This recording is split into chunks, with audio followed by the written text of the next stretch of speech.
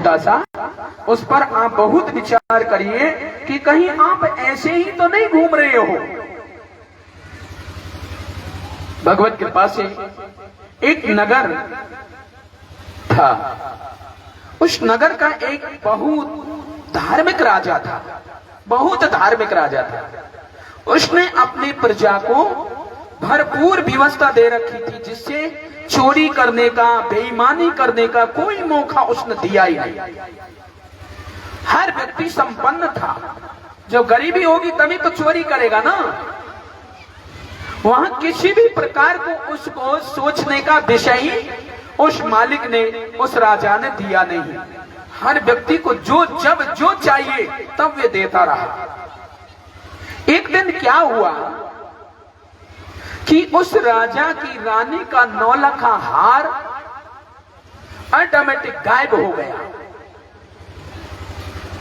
राजा को तो ये मालूम पूरा था कि हमारी समाज में कोई भी ऐसा नहीं है जो चोर सके, मेरे देश में कोई नागरिक ऐसा नहीं हो सकता जो चोर सके।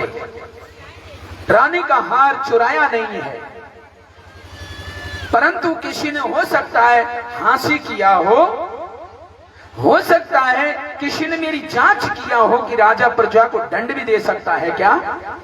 यदि किसी ने ऐसा किया हो तो मैं उसे 1 लाख इनाम दूंगा ऐसे साहस करने वाले को, परंतु वे 9 लखे हार को लाकर दे दे, क्योंकि मेरी रानी उसके बिना रह नहीं पा रही है। सारी प्रजा में ये तहलका मच गई कि रे रानी का हार चला गया। अरे ऐसे राजा के घर में से चोरी हो गई जो हमारी पूरी समाज को संपन्नता से रख रही है। ऐसे राजा के घर में चोरी, तो सबके एकदम लगन के साथ, श्रद्धा के साथ ये भावना बन गई कि निश्चित कोई जिसने भी लिया है उसकी तुरंत खोज करी जाए।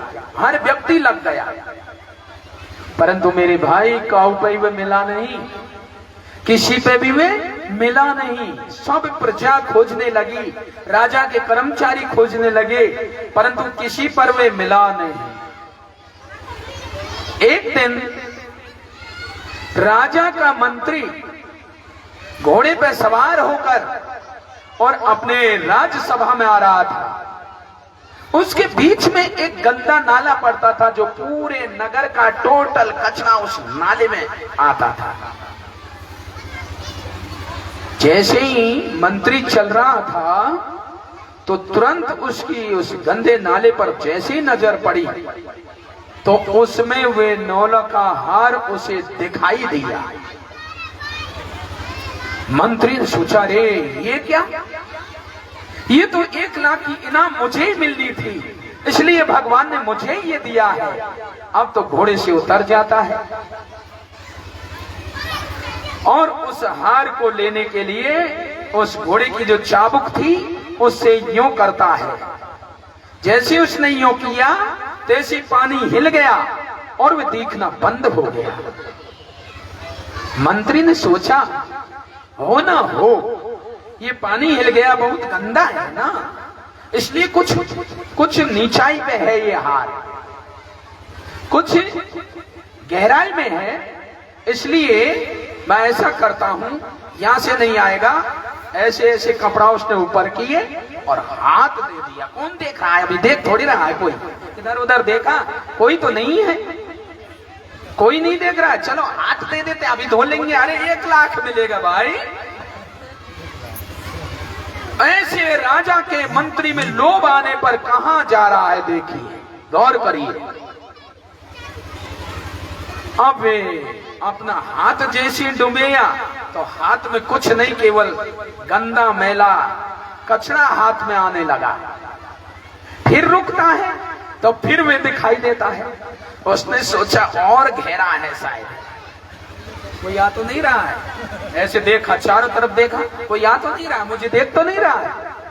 अरे तो कौन देख रहा है, इस रास्ते से तो कोई आता ही नहीं है। ठीक है, तो कपड़े खोलते हैं और इसमें कूद जाता हूं। अब तो वे कपड़े उतार कर मंत्री जी उस गंदे नाले में कूद गया जिसमें हाथ भी नहीं छुआ जाता। अब तो मंत्री जी सोच रहा है कि अब कूद तो गया ही, चारों तरफ घंगोड़ा ले लेकर इसमें खो जाऊंगा। और वो चारों तरफ घूम रहा है परंतु उसमें मिल ही नहीं रहा है। बहुत प्रयत्न किया परंतु तू इस गंदे नाले में क्या पागल हो गया है, बुद्धि खराब हो गई है, सारी नगरी का गंदगी इसमें है, तुझे शर्म नहीं आई कूदते। एकदम निकल के उसने कहा महात्मा जी ठहरिए, देखो तुम्हें एक आश्चर्य चमत्कार बताता हूँ। चमत्कार नहीं, पहले धो अपने इसको चेहरे को धो, देखो किसमें कूदा पड़ा है, पहले धोइए उसके बाद में बात करिए, दुर्गंध आ रही है तेरे शरीर से। अरे मंत्री के पद को कम से कम तुम मर्यादित तो रखता, ये कहां कूद पड़ा है, समझ में नहीं आ रहा है। उसने जाकर पानी में शुद्ध पानी से धोकर कहा महात्मा जी एक बात समझाइए मुझे। हाँ बोलिए। और पानी जब तक ठीक हो गया, साफ हो गया, और वे जो दिखाई दे रहा था, देखिए ना मंत्री जी, जो राजा ने महात्मा जी देखिए जो राजा ने घोषणा करी, वे नौलाकार तो ये है ना। महात्मा ने भी देखा,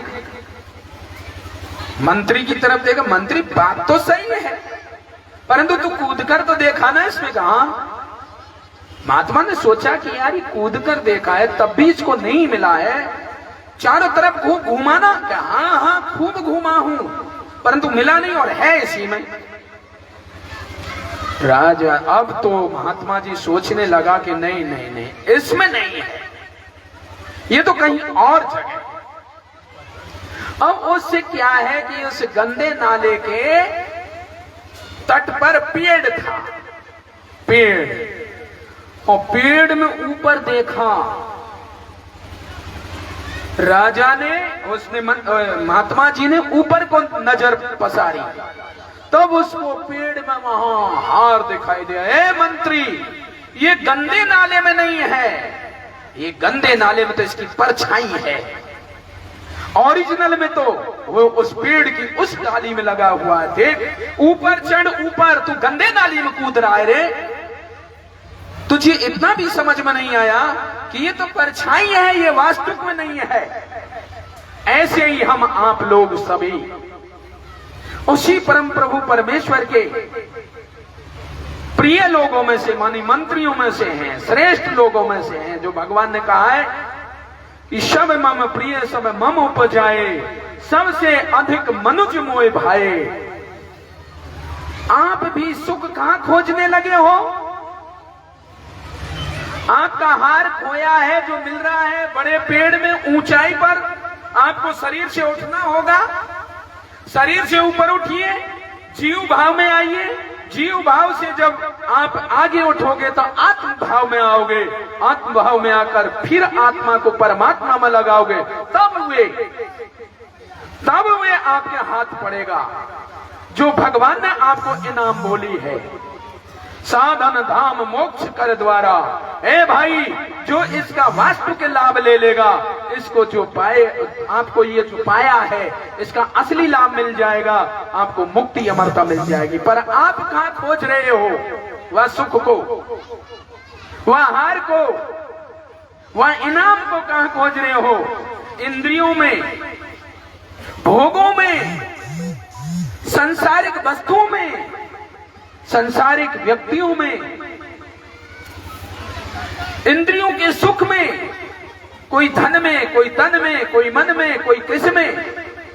परंतु किसी विद्वान ने कहा है, कोई तन दुखी कोई मन दुखी, कोई धन बिन फिरते उदास, थोड़े थोड़े सबई दुखी, सुखी राम का दास।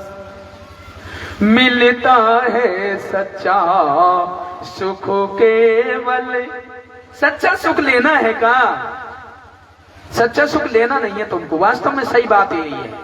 ये तो आप सुन रहे हो ना जब चुपचाप बैठे हो, आपको सच्चा सुख लेना नहीं है, लेना है तो देखिए हम बता रहे हैं जगह, मिलता है सच्चा सुख केवल। कहां भैया? पकौड़ान की दुकान पे, ऐसा ही है ना। अरे मिलता है सच्चा सुख केवल भगवान तुम्हारे चरणों में, मिलता है सच्चा सुख केवल भगवान तुम्हारे चरणों में। कहाँ मिलेगा सच्चा सुख भैया? भगवान के चरणों में। और आप कहाँ खोजते डोल रहे हो? कोई नेता के चरणों में, कोई बेटा के चरणों में, कोई बहू के चरणों में, कोई भैंस के चरणन में, कोई काऊ के चरणन में, और दुनिया भर के चरणों में, कोई देवी के चरणों में, कोई देवता के चरणों में। सच्चा सुख कैसे मिल जाएगा भाई? यदि ये शब्द गलत है तो मेरे भाइयों मुझे भी समझा दीजिए। हो सकता है हम ही गलत लग गए हों।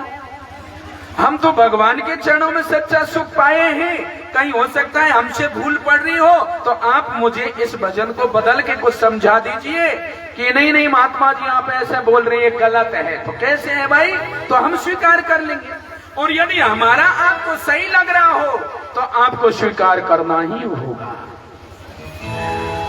क्या है मेरे भाई?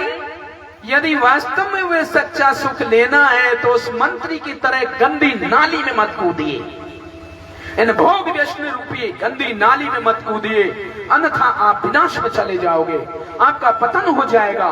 घोड़े से उतरकर देखो, राजा के राजमहल से घोड़े पर आया, घोड़े से उतरकर नीचे धरती पर आया, धरती से उतरकर गंदी नाली में गया। आप लोग इसी प्रकार अब देखिए, सब योनियों को बदलकर परम प्रभु परमेश्वर ने आपको अपने भगवान के प्रिय, जो सबसे प्रिय शरीर लगे भगवान को, वे शरीर आपको पहनाया।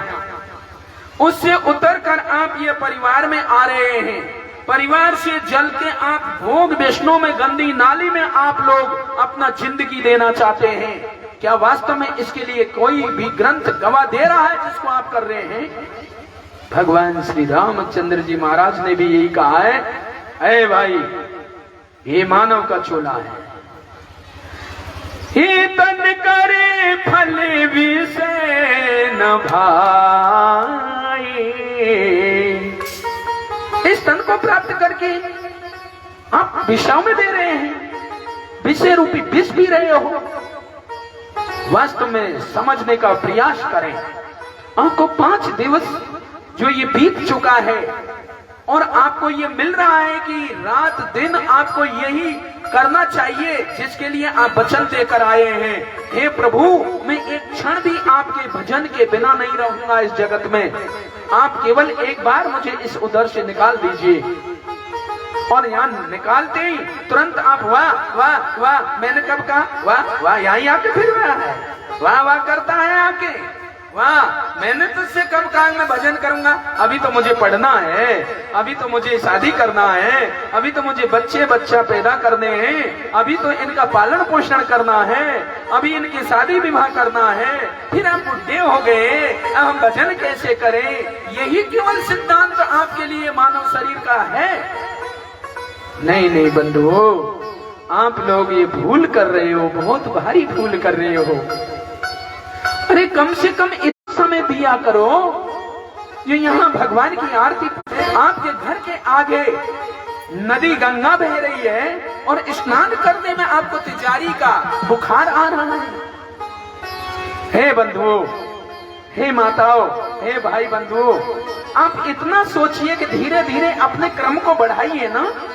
जैसे एक संग नहीं छूट रहा है, एक संग आप नहीं तोड़ रहे हो, ऐसा तो परमात्मा भगवान श्री कृष्ण जी महाराज ने अर्जुन से भी कहा कि अभ्यास करिए, अभ्यास। अभ्यास से आप वास्तव में आगे बढ़ोगे। धीरे धीरे कदम आगे बढ़ाइए। जब तुम इधर भगवान की तरफ कदम बढ़ाओगे तो भगवान आपकी तरफ कदम बढ़ाना चालू कर देगा। जो मेरी तरफ कदम धरे एक तो मैं धरूं 1000, और जो तू कड़ों काटे है तो मैं लोहे की लाठ। यदि तू मेरी तरफ एक कदम धरेगा तो मैं तेरी तरफ 1000 कदम धर के आऊंगा। मेरे पुत्र को पकड़ने के लिए मैं 1000 कदम भर के आऊंगा, परंतु तू कड़ो रहेगा भगवान से, तो भगवान भी लोहे की लाट है। उधर आपसे कोई उसका वे नहीं है कि आपको लेने के लिए तुम्हारे लिए आए। ऐ मेरे भाई, वास्तव में धीरे धीरे अभ्यास करो ना। आज कितने दिन हो गए इस आश्रम को, वास्तव में आप लोग आरती पूजा तक आपके कान में ये बात नहीं पड़ रही, तो क्या सत्संग सुन रहे हो ये समझ में नहीं आ रहा है। यदि वास्तव में आपने सत्संग सुना होगा तो अपने ऐसे 24 घंटे वाले समय में से कैसे भी हर प्रकार की स्थिति परिस्थिति को सामने ना लाकर और भगवान की आरती पूजा में सम्मिलित होजिए। निश्चित है भगवान आपके सारे कार्यों को संभाल लेगा, कुछ नहीं बिगड़ेगा आपका, कुछ भी तो नहीं बिगड़ेगा। बिगड़ रहा है जब हम बनाने में लगे हैं तब, और जब हम बनाना छोड़ देंगे भगवान को सौंप देंगे। अब सौंप दिया इस जीवन का सब भार तुम्हारे हाथों में, उद्धार पतन सब मेरा है भगवान तुम्हारे हाथों में। जब आप उसके चरणों में अपनी डोरी को सौंप दोगे ना, तो वे डोरी को आपकी को भव से पार कर देगा, भव से पार। इसलिए आप बंधुओं से मेरा बार बार नहीं 1000 बार यही कहना होगा कि बिना भगवान के प्रेम के आप लोग मनुष्य कहे ही नहीं जा सकते।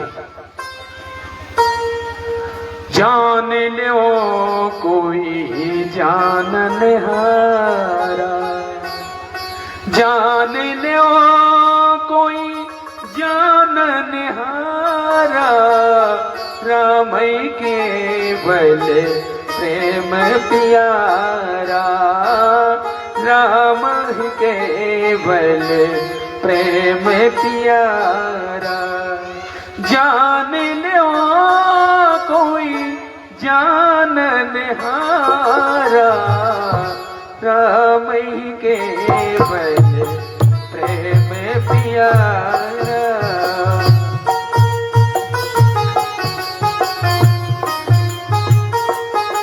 जान लो भैया,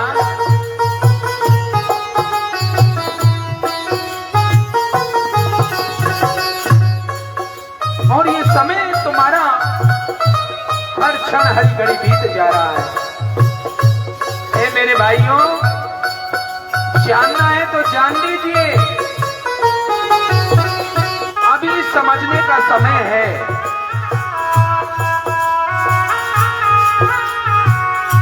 समझने का समय है। आप लोगों को सुनाया जा रहा है। यदि यहाँ कोई बकरी होती, कुत्ते होते और पशु होते तो भगा दिए जाते ना। उनका समय बीत चुका है भाई। कुत्ते यदि यहाँ भूल से भी आ रहा है तो दूसरा ही कह रहा भगाओ भगाओ भगाओ। क्यों भाई, वे भी तो जीव है ना, वे भी तो जीव है ना, वे भी शरीर धारण किया हुआ है ना। परंतु उसने मौका चुका दिया, जो ये साधन का धाम था ना, उसने बर्बाद कर दिया। आज उसको धिक्कारा जा रहा है, दूर से ललकारा जा रहा है, डंडे से पीटा जा रहा है और आपको बुलाया जा रहा है। आओ आओ हे भाई बंधु, आओ हे माता बहनों, आओ। आज आप माता बहन कहलाने की हकदारणी हैं, और आप यदि इस पद को रखना चाहें तो भगवान से प्रेम लगा लो, नहीं तो आप आज भाई बंधु कहने के हकदार हैं। कल नहीं आप इस रूप को बदल दिया तो कुत्ता बन गए तो कुत्ता कहने के हकदार नहीं होंगे क्या? कोई भी माता से अभी हम माता कह रहे हैं और आके यहाँ कुतिया बन जाए कोई, तो उससे माता से कुतिया कह देना और उसमें लठ दे देना कि यही सेवा है। यही तो वास्तव में सोचना है कि देखिए, हम आप लोग जो सुनना नहीं चाहते, बनने की तो बात छोड़िए, सुनना नहीं चाहते, वे भी हमको बनना पड़ेगा यदि हम चूक गए तो। आपके नकारने से, ये कह देने से ये तो सब झूठ है, सब बकवास है, ठीक है भाई, आप कह लो, क्योंकि आपके लिए मुख दिया है भगवान ने, श्वास दे रहा है भगवान, आप जो चाहे जो कर लो। परंतु वास्तव में जिन लोगों ने इस शरीर को भगवान से जोड़ दिया है, उन माताओं का महिमा आज इस धरती पर कोई मिटा नहीं पा रहा है। क्या गोपियों की महिमा को कोई मिटा सकता है? क्या सबरी की महिमा को कोई मिटा सकता है? आप भी नारी हो और वे भी नारी थी। हजारों करोड़ों एक क्षण क्षण में नारियां पैदा होती हैं, और वे एक त्रेता युगीन, त्रेता में एक नारी हुई थी जिसका नाम सबरी है, जिसको जन जन जान रहा है। आपको पता ही नहीं कि आपकी दादी के दादी का क्या नाम है। क्यों भाई? क्योंकि उन्होंने अपने जीवन को भगवान से नहीं जोड़ा और परिवार से जोड़ दिया, मैं मेरे से जोड़ दिया, नाती बेटा खिलाने के लिए समय दे दिया। आज उसका नाम भी मिट गया, रूप भी मिट गया। सबरी ने केवल वही त्याग दिया और प्रभु से प्रेम लगा लिया। आज दुनिया गा रही है, आज दुनिया उसके एक एक शब्द को गा रही है, फूल बिछा रही है, कोई झोंपड़ी बना बना के गा रही है, कोई कुछ गा रही है, कोई कुछ गा रही है। शायद सबरी ने तो बेचारी ने ऐसा गाया होगा या नहीं गाया होगा, क्योंकि वहां पे कहा बेंच हुई, वहां पे कहा ढोलक धरी, बेचारी वन में बैठी। साधु महात्मा तो ये और कहते थे, अरे तू गंदे कुल की है, तेरा तो हाथ भी छूना, तेरे से छू जाना भी स्नान करना पड़ेगा। ऐसी के बेचारी के पास कहा ढोलक मजीरा रखे, बताओ कहाँ बेन जो धरी, जो फूल बिछाने के मैं फूल चुन चुन के फूल बिछाऊं, ऐसा भजन गाया जा रहा है जिसमें लोगों को आंसू आ जाते हैं, नाचने लग जाते हैं। क्यों नहीं ऐसी करनी आप कर चल रहे हैं भाई?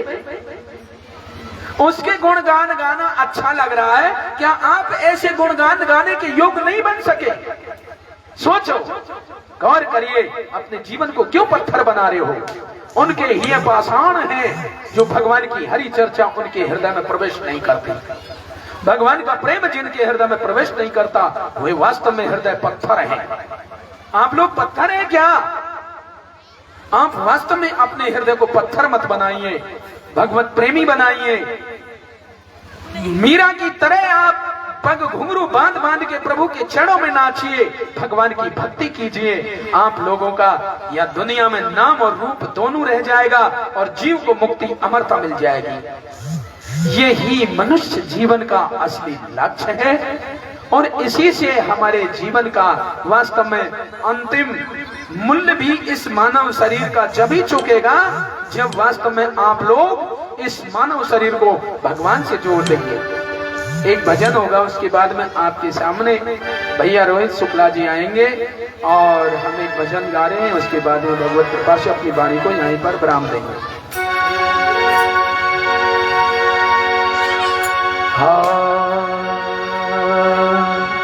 चुका लो भैया इस मानव काया कुटिया का।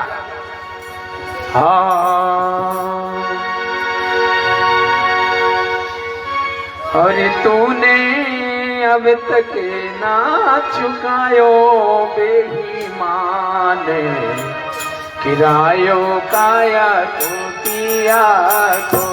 तूने अब तक ना चुकायो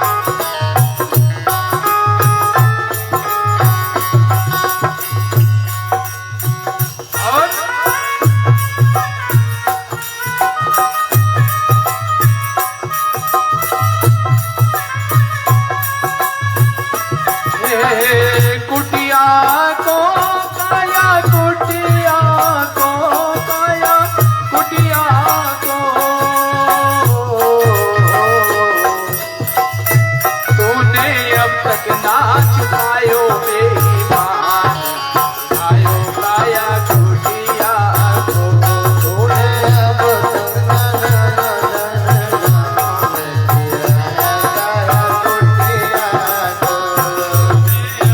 ना चुकायो बेईमान, आयो काया कुटिया को।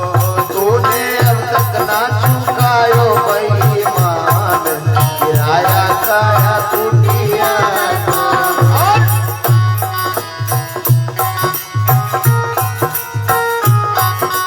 पैर दिए सत्संग में आना, हाथ दिए कर सेवा। पैर दिए सत्संग में आना, हाथ दिए कर सेवा। अरे पैर दिए सत्संग में आना, हाथ दिए कर सेवा। पैर दिए सत्संग में आना, हाथ दिए कर सेवा। तो कूदे तो हाय हाय, तो कूदे तो सही रे कर कल्याण, गिरायो काया कुटिया को।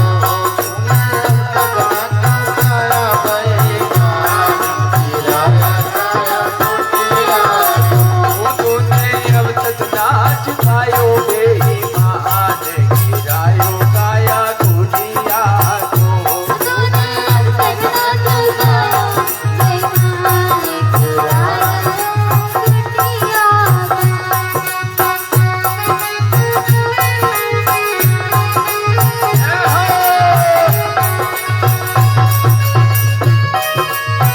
पैर दिए सत्संग में आने के लिए, हाथ दिए भगवान की सेवा के लिए।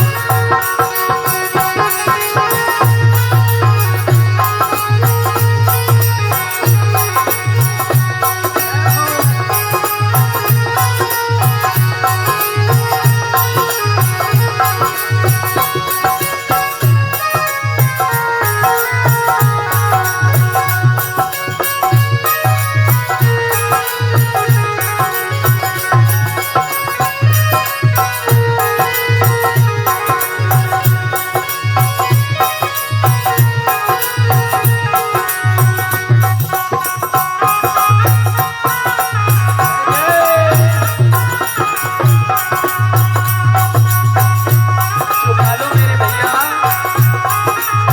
बहुत सस्ता किराया है।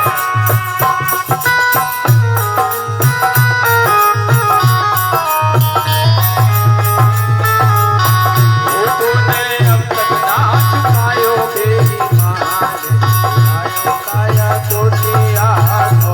कुटिया को,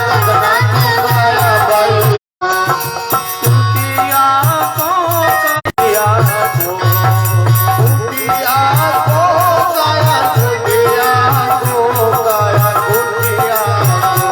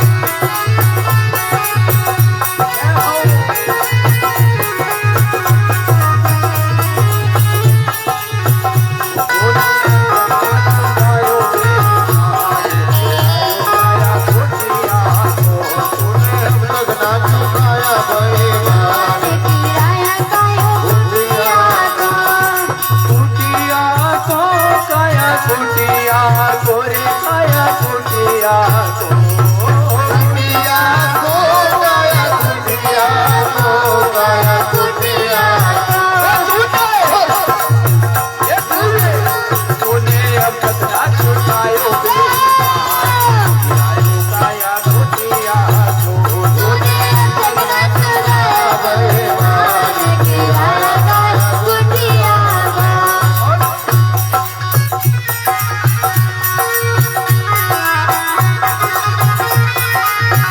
खेल सके तो खेत में जानी नहीं तो छोड़ा सी आने वाली है।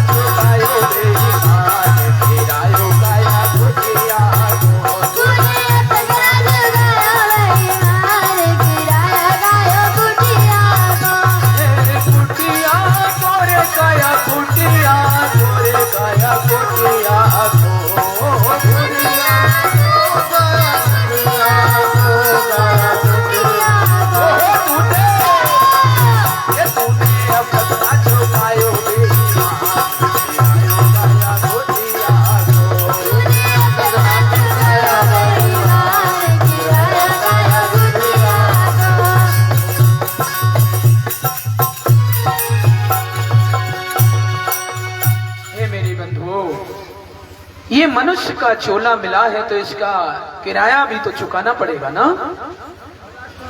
वास्तव में आप लोग समझने का प्रयास करें। भाव भक्ति के द्वारा ही उस परमात्मा ने जो ये मनुष्य का चोला दिया है इसका सहज में किराया चुक जाएगा। अरे किराया क्या चुक जाएगा, आपको मुक्ति अमरता मिल जाएगी ना। पैर दिए सत्संग में आने के लिए, परंतु ना सत्संग में ना जाकर कुसंग में जा रहे हैं लोग, विषय संग में जा रहे हैं लोग, माया के संग में जा रहे हैं लोग। सत्संग अच्छा नहीं लग रहा है, सत्संग नहीं भाता है उनके लिए, कुसंग भाता है। नाना प्रकार के और मनोरंजन की प्रक्रिया होती तो लोग माते नहीं, परंतु ये 5 दिना का सत्संग चल रहा है, उसमें लोग ये पांडाल भी भरना बड़ा कठिन हो रहा है।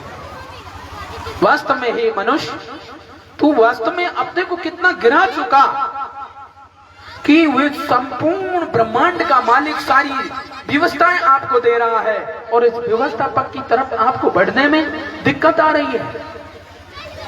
ये पैर किस लिए दिए? सत्संग में आने के लिए। ये हाथ किस लिए दिए? भगवान के घर को सजाओ ना। तुम अपने घर को सजा रहे हो, भगवान को सजा दो, तुम्हारा घर ऑटोमेटिक सज जाएगा। ये आंख दी थी भगवान के दर्शन करने के लिए, अरे कम से कम सुबह शाम तो आकर चरणों में ढोक लगा लिया करो भाई। आरती पूजा में अपना समय लगाइए तो सबसे पहले नेत्रों को जब भगवान के दर्शन होंगे, भगवान की मूर्ति का दर्शन होगा तो आपका भाव प्रेम भगवान से जुड़ जाएगा।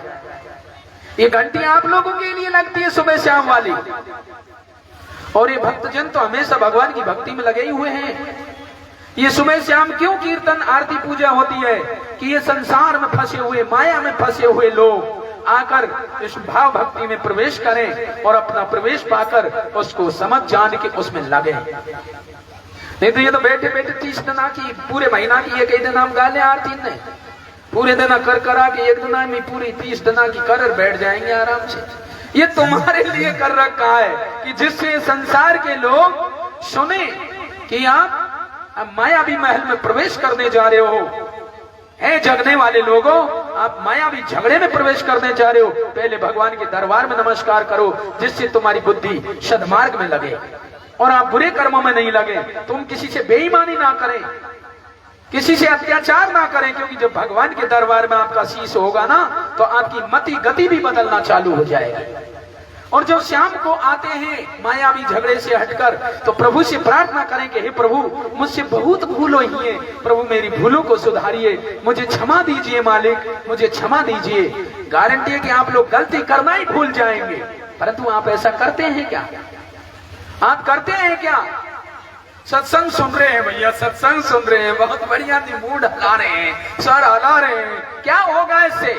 वास्तव में अपने जिंदगी को बदली, आप अपने समय को लगाइए भगवान के चरणों में, आपको सब कुछ मिलेगा, सब कुछ मिलेगा। भगवान के पास क्या नहीं है बताओ? एक एक चीज को मत छांटिए, जो चाहिए सो सब मिलेगा। पर भगवान ने कहा है, श्री रामचंद्र जी ने, जो मेरे पास कोई चीज है जो इसके कल्याण में बाधक डालेगी कोई चीज, उसे मैं नहीं दूंगा। जो आपके कल्याण में बाधक होगा वही भगवान जी नहीं देगा, और सब कुछ भगवान देगा। प्रेम से बोलिए सदगुरुदेव जी महाराज की, परम पिता परमेश्वर की, आनंद कंद लीलाधारी प्रभु सदानंद जी मनोहर भगवान की जय। भगवत कृपा से हम वाणी को यहीं पर विराम देते हैं। सभी को मेरा सादर जय प्रभु सदानंद जी, जय प्रभु सदानंद जी।